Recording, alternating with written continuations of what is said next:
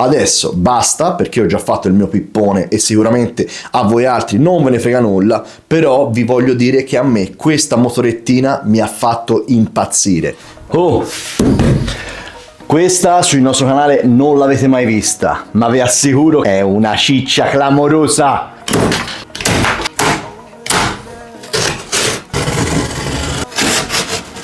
Ed ecco a voi l'unboxing più rapido della storia di questo canale. L'impacchettamento non è per niente male. Orca. Ragazzi, già così iniziamo a vedere che è un oggettino un po' particolare. Il kit chiavi brandizzato, carica batterie e in più troviamo una bella lucettina che fa sempre comodo, ovviamente il cavalletto.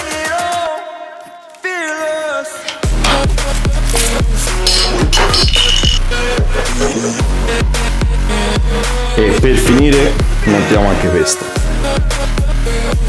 Beccatevela in tutto il suo splendore.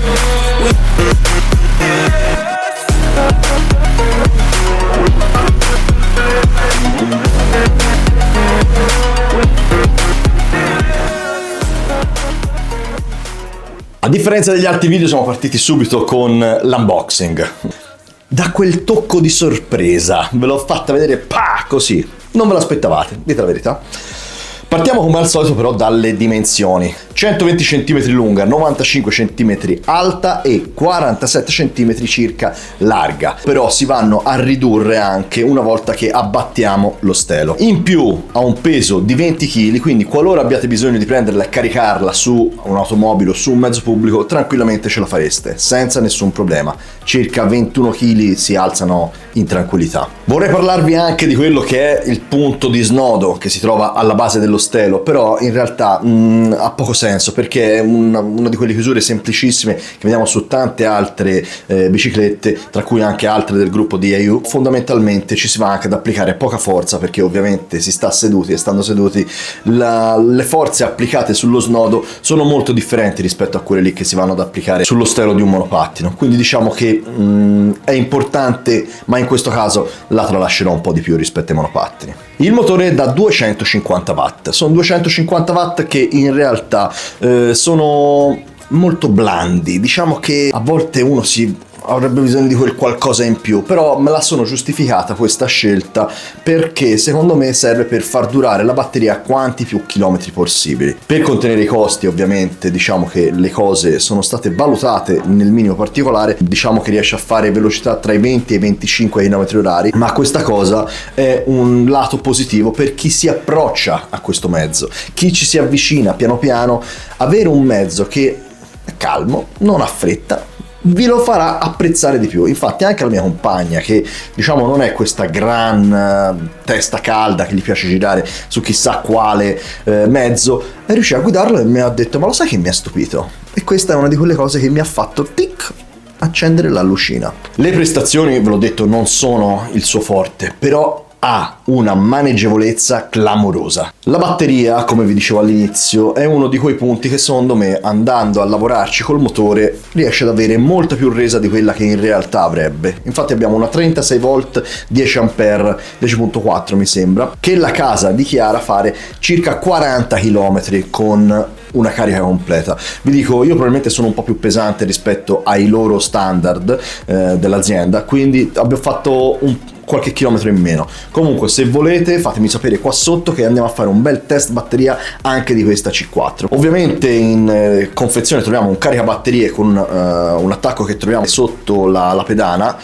Qui troviamo anche un gommino che vi servirà per andare a preservare un pochino l'umidità dal farla entrare nella batteria, e in circa 5 ore la riuscirete a ricaricare completamente. Quindi diciamo che in un turno di lavoro, se voi siete a 20 km, arrivate a lavorare, la mettete in carica, riuscite a tornare tranquillamente, perché a fine turno avrete la batteria carica al 100%, cosa da non sottovalutare.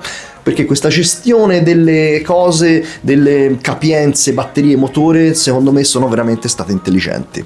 Ora spostiamoci sulla parte bassa, perché insieme al motore dobbiamo vedere degli altri punti che sono interessanti. Ovviamente sospensioni non ci sono, è una biciclettina, una motorettina biciclettina che non ha le sospensioni. Però si va a ovviare alla gradevolezza di utilizzo andando a mantenere una giusta pressione delle gomme. Infatti troviamo pneumatici da 14 pollici a camera d'aria che con la giusta pressione riescono a darvi anche un buon comfort. Ruote molto più grandi rispetto a un monopattino normale. Ovviamente poi dopo questa potenza di motore la dobbiamo andare a frenare. E come possiamo farlo se non con un bel impianto a disco? Infatti abbiamo un impianto anteriore e posteriore con freni a disco. I freni a disco sono anche con dischi che sembrano un po' a margherita, quindi diciamo che strizzano anche l'occhio un pochino all'estetica. Mi sono piaciuti. Chi l'ha vista la mia bicicletta ha detto: Madonna, ma guarda che bei freni che c'ha, quanto fa questa? Pensavano che facesse chissà quale velocità, invece ho detto no ragazzi, diciamo che sono anche sovradimensionati, però in realtà a livello estetico a me sono piaciuti veramente tanto e frenano bene, che non è roba da poco. Ovviamente di solito quando recensisco qualche bicicletta io a questo punto inizio a parlarvi un po' del cambio, qui il cambio non c'è, quindi saltiamo. Sul telaio riusciamo a farci salire sopra bambinoni grandi come me, quindi stiamo intorno al centinaio di chili. Diciamo che c'è anche solidità, mi è piaciuto molto, le saldature sembrano fatte molto bene. Vi farò sapere perché questa qui Laco ha intenzione di metterci sopra le mani, quindi mi raccomando iscrivetevi al canale perché nei prossimi giorni potrebbe arrivare qualche altro video sulle mirabolanti modifiche di Laco. Però io non vi ho detto niente, mi raccomando. Perché qui sopra, per sbaglio, se si potesse, io andrei a comprarci l'acqua, ce la metto sopra e via andare. I miei figli, ovviamente io essendo in area privata, ho preso e li ho fatti girellare con me, entusiasti, non volevano più scendere. Vi assicuro che questa motoretta potrebbe aiutare tutti quanti nella gestione della famiglia. Con questa si potrebbero fare tante belle cose, però siamo in Italia, purtroppo. Il manubrio è una di quelle cose minimal, non c'è niente di troppo.